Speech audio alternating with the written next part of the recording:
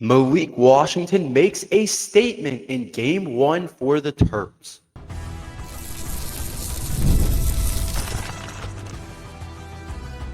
You are Locked On Terps, your daily podcast on the Maryland Terps, part of the Locked On Podcast Network, your team every day. What's up, everyone? I'm Tre Moore, host of Locked On Terps, part of the Locked On Podcast Network, your team every day. So thank you guys for making us part of your day. And today's episode is brought to you by the Gametime app. Download the Gametime app, create an account, and use code Locked On College for $20 off your first purchase. Maryland's Malik Washington makes a statement in his debut for Maryland football.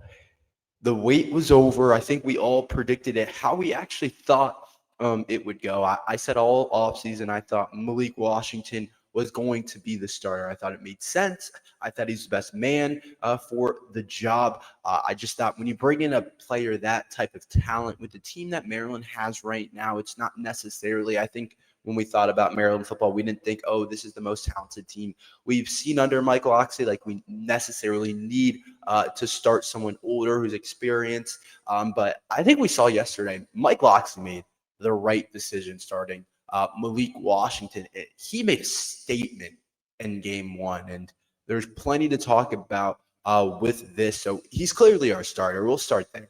He's clearly our starter. There's no really question. There's no if or buts about it. Malik Washington's our guy. It made sense. So I thought Mike Locksley mentioned that we could see all three quarterbacks in Game 1, and we did because of the blowout. And obviously Justin went down with an injury, and I hope he's all right and everything like that. But Malik was the guy that played most of the game. He was the one that dominated the performance. He's the one that took most of the snaps, and he looked really good doing it. Looked really good doing it. And I think we all thought he was talented, but seeing it and thinking it is two different things. And we got to actually see it, where before we kind of just had to think it. We knew he was a 4-star. We knew he climbed the ratings. We knew at Spalding, where he went to high school, he was a really high-end recruit. We know he made some big-time plays. We know he has an arm. We knew there was a reason why. We knew we heard good things. We seen it a little bit in the spring game. We did see it a little bit in the spring game, but most of it was reports. It was just kind of the recruiting websites. Most of you guys aren't going to go and rewatch all of his high school games. And still, even if you do, with a high school to college game, there's plenty of players that were elite in high school that were 5-star rated players, 4-star rated players, whatever the case is, that don't end up panning out, especially at the quarterback's spot. Same thing from college to the NFL. But we got to actually see it firsthand, and it's Game 1, and it's already like, it seems like that definitely surpassed my expectations. And let me say this, the expectations for Malik Washington were already really high. So the fact in his first game against FAU that he really surpassed the expectations in Game 1. Like, he played better than I honestly thought he could have with him being a freshman. I thought FAU was decent. I didn't think they were as good as Maryland, obviously, but I thought they had some pieces. I thought they could possess a challenge for us. I honestly thought it would be like a 10-point game where Maryland has to actually make plays down the stretch. But that's not what ended up happening. Malik Washington made FAU's defense look bad, made it look very bad. And we just saw him make throws all over the place that we haven't seen a Maryland quarterback made. Like, there was a couple throws in there, like, even I was like, I don't know if Talia's making that throw. It's just the way it popped off his arm, the way the ball comes off his arm, the way he throws the football, the juice that the ball has on it. It's just something that you just don't see every single day. And it's going to be really interesting, the battle between him and Bryce Underwood, the two freshmen. And there was a couple other freshmen that got to start at quarterback, but those two guys in the Big Ten, because Bryce Underwood looked really talented too in his first game for Michigan. I didn't watch their game, but I did end up watching some of the highlights of Bryce Underwood. I wanted to compare it to Malik Washington. I was like, okay, I know this kid's number one quarterback, and I was like, yeah, you can see it with that kid too. So it'll be an interesting battle throughout the year, and they'll get to play head-to-head if all goes as planned later on in the season. But I think we saw some things with Malik Washington that were really impressed. And now heading more into the game, the things that impressed me was the first quarter, honestly, wasn't that great. The first couple drives weren't that great. Maryland stalled. The offense didn't look great. I was like, oh no, are we giving him too much? Things aren't looking quite right when he first got out there. I was like, I wasn't like, why is he starting type of thing? But I was like, you start getting ahead of yourself. It was just things weren't going quite as we wanted them to go on the first couple drives. The offense stalled. There were some throws that he wasn't quite making. There wasn't a lot open. And I was like, oh no, is this going to be a dogfight? How is this going to look? And then Daniel Wingate had that interception. And then from there, the offense started cooking, and especially in the second quarter. And that's where we saw a big part of his performance come into play, where the 27 of 43 for 258 yards and 3 touchdowns. Most of that was honestly in the second quarter. And totally fair for Malik Washington. It's your first game, and it's the first time him getting plays from Pep Hamilton, and Pep Hamilton calling the Maryland offense. But I was highly impressed. There was a couple of throws in the game where you're kind of like, wait a second, that's a big, like, that's an NFL Sunday throw. There was one to Caleb Webb in one-on-one coverage down the field, and he kind of gave him like it was kind of like a back shoulder type of thing. The way that he kind of threw the ball, it was really nice. I thought that might have been the throw of the day from Malik Washington after going 3 of 9 in the first quarter. With a couple, there was a couple of bad throws in that, but and then his first touchdown pass to Shalik Knott's, another big time throw, to Shalik Knott's. And then there was another one that was a little bit easier to Dorian Fleming, but definitely the arm talent was just out of this world. Like when you watched it, I'm telling you, the way the ball was zipping around, the way the throws, some of the throws is that he made, you just were looking at it and you're like, is anyone else seeing this? Is anyone else paying attention to this? And his frame and the way he moves in the pocket. And the thing is, you get a guy like this, and usually they're kind of raw, where they want to run the football a lot, and they want to use their legs a lot. We know he can move, but that wasn't a big part of what he did. He didn't really carry the ball at all. He really focused on being a pocket passer and staying in the pocket. And to me, that's the best thing of a quarterback that has a dual threat ability. When they can sit in the pocket and make the throws when they need to, and if they don't need to run all over the place and use their legs, then that's beneficial because you're going to need those in a game this year, but we didn't show it. I'm sure we had some design runs for him, but we didn't show it because we didn't need it in this game against FAU.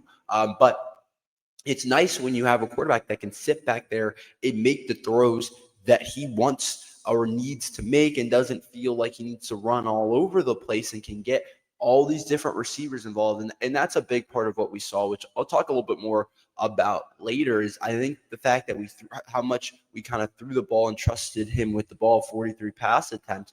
We were able to get so many different players involved, so many different receivers involved. And to me, that's really awesome for Maryland football, seeing different types of guys get the ball. I just think it's beneficial for the Terps to get different guys involved. And so we know he had the rushing ability, but we didn't have to see it. And whenever you don't have to show something, it's better later on when a team may not be expecting it. I don't know how much we'll need it next week on Friday night, or I guess that's this week now. But on Friday night against Northern Illinois, but you might need it in game 1 against Wisconsin to use your legs. So I think that was something else that I thought was really impressive. But the fact that he rebounded, didn't lose any confidence after the poor first quarter, I thought was really something. And I definitely like the way the offense, he looks comfortable in the offense under Pep Hamilton and Mike Loxley. So I think they did a good job. I think a lot of what they did, I'm pretty sure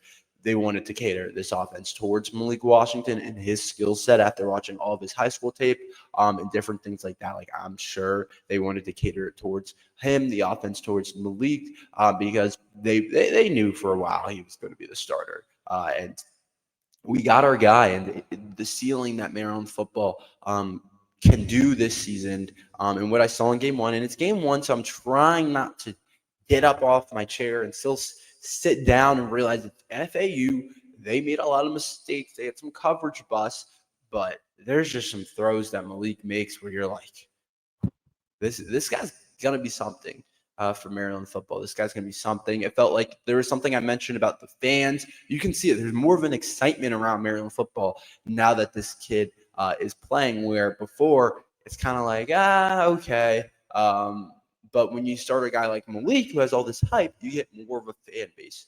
You get more excitement outside your program, and that's exactly what Maryland football got in game one. And I think he honestly shined. He made a statement.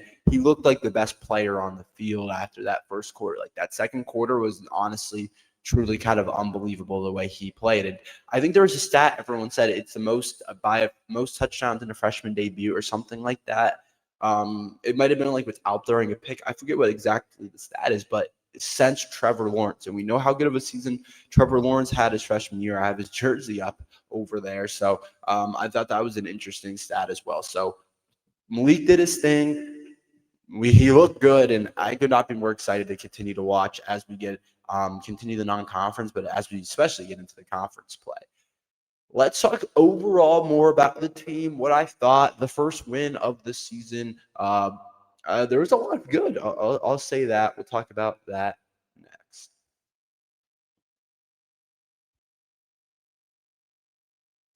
College football is back, and I couldn't be more excited. The tailgates, the rivalries, the energy in the stands, there's nothing like it. But let's be real. Actually getting tickets can feel like more of a battle than the game itself.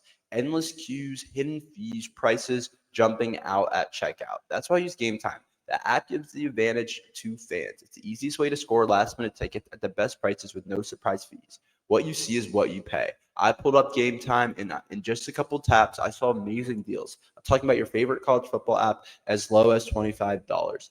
The app is made, and it's super simple. I can even see the exact view from the seat before buying. I love zone deals too.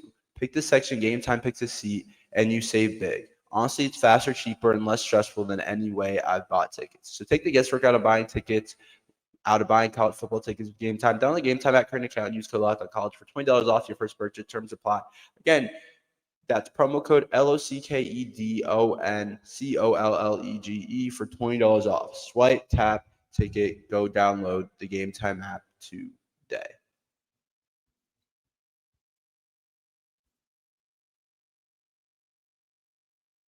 Quick question for all you college football fans out there. If you could go back in time and sit front row at your school's biggest rivalry game, and what hat would you be wearing?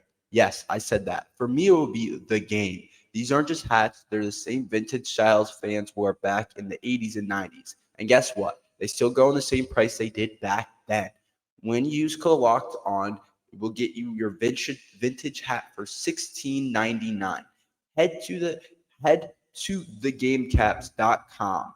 Grab your team's classic bar or retro circle design and use code Locked On for an exclusive discount because legends wear the game.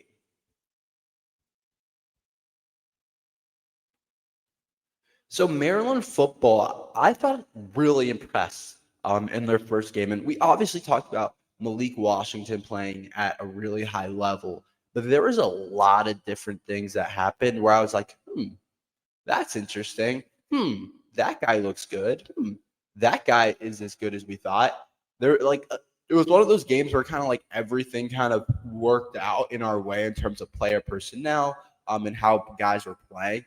I thought the only thing that kind of was a little bit off. I'll start with the offense side of things. We'll start with kind of the bad. I thought the run game wasn't awesome. Like, Nolan Ray never really got anything going. Iverson Howard never really got anything going. Williams actually had the most carries.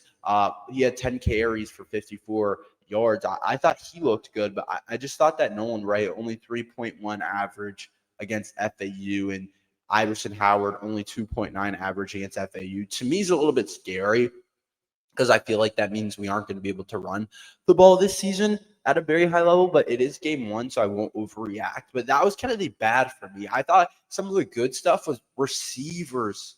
The receivers in terms of players that I didn't think were going to make a huge impact, and we're definitely more of a receiver by committee.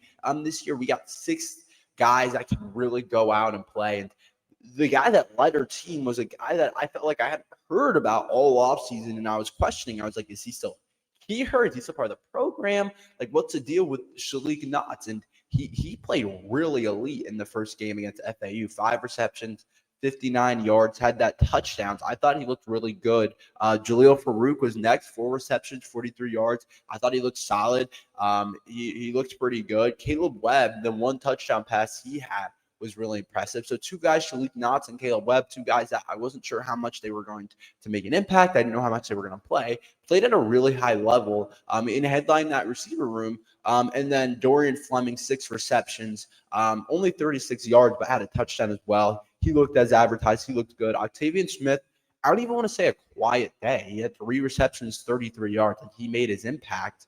And then some of the running backs had some catches. The thing that did surprise me is I thought Ryan Manning was going to be a bigger part of the offense, but he only had 1 reception. So maybe I was wrong on the view of the receiver room. I think that it's going to be more of a like by committee. We're going to throw in a bunch of different players. I think between Shalik, Jaleel, Caleb, Octavian, Ryan Manning, like I think every single one of those guys are going to play and get a lot of the touches in that receiver room. And I thought they all looked good. And this is what I liked about Malik Washington. It didn't look like he was more comfortable throwing to one guy than the other. I know Dorian Fleming wrecked up a lot of catches, but it just looked like he was confident and he developed a relationship with a lot of those guys. So he was able to feel like he could throw to a lot of different bodies, which I thought was important in the first game. And I thought was kind of cool seeing him be able to do that. And then switching over to kind of the defensive side of the ball, there was a couple players that I thought looked really good. In this side of the ball, I thought I was really impressed. I just thought that there was a lot of different guys that made their impact on the game and did some really good things overall.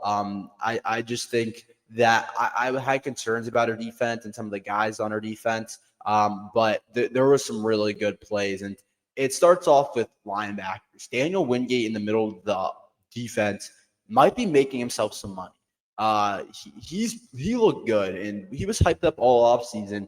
He led Maryland with 10 tackles and tackle for loss. The way he was moving out there, the way he was playing, I honestly thought he played really well. And then there were some interesting other parts of that linebacker room because Michael Harris really didn't play that much. I don't know what happened, if he was injured or maybe low in the depth chart. I thought Trey Reddick also looked really good out there, number 3, who was talented. He did some good things out there as well. There was definitely some good linebacker play overall. And then I thought some of the guys in our secondary played at a pretty high level as well. But I expect them to kind of do this. A lot of guys got interceptions like Dante Joyner, Lavian Scruggs, Lakai Rowland, Braylon Lee. But I did think those guys look good. They also had 6 pass breakups. That room's young. I just thought we did a pretty good job. I thought FAU had trouble all day throwing the football. I thought the different looks that we threw out there, I thought they didn't like them. I think we did some things. Their one receiver, the one kid that they had, Easton Messer, had 15 receptions for 87 yards. But you forced their quarterback into – you forced their quarterback – there are 2 quarterbacks into 6 interceptions. You feel pretty good about the day that your defense has had. And the way they were down, they're going to rack up some passing yards because Maryland's going to start playing soft. But I thought the secondary honestly played really well too. The defensive line I thought looked good with rotating a bunch of different bodies. I thought they did a good job there as well. But let's talk about our MVPs. I'm going to give out my MVPs for the game. As you guys know, we do on game days. We'll talk about that next. Guys, you've probably heard of Viagra, maybe even tried them, but if you're looking for something beyond the usual pill, it's time to meet Rougiette Ready. Rougiette Ready is a next-gen prescription treatment designed to amplify arousal in the brain and boost blood flow. Unlike the usual pills that can take hours, Rougiette is a 3-in-1 formula and dissolves under your tongue and kicks in fast, on average in 15 minutes, and effects can last up to 36 hours. So you can stay confident and control when the moment is right. If traditional options haven't worked, Rougiette might be the answer. Over 150,000 men have already made the switch.